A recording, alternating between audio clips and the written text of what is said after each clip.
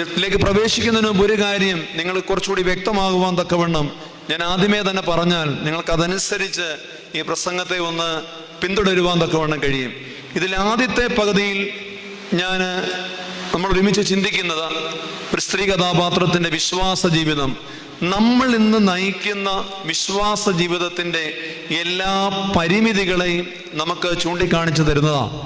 എന്നാൽ നമ്മൾ രണ്ടാമത്തെ ഭാഗത്ത് ചിന്തിക്കുന്ന സ്ത്രീ കഥാപാത്രത്തിൻ്റെ വിശ്വാസ ജീവിതം നമ്മൾ ഇന്ന് നയിക്കുന്ന വിശ്വാസ ജീവിതത്തെ വെല്ലുവിളിക്കുന്നതാണ്.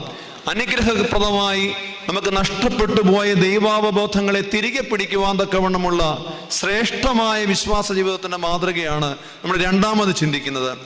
ആദ്യം ചിന്തിക്കുന്ന സ്ത്രീയുടെ വിശ്വാസ ജീവിതം നമ്മൾ ഇന്ന് നയിക്കുന്ന വിശ്വാസ ജീവിതത്തിൻ്റെ പരിമിതികൾ എന്താണെന്ന് നമുക്ക് കുറച്ചുകൂടി വ്യക്തമായി മനസ്സിലാക്കുവാൻ തക്കവണ്ണം സഹായിക്കുന്നതുമാണ്. ഈ ഒരു അനുഭവ തലത്തിൽ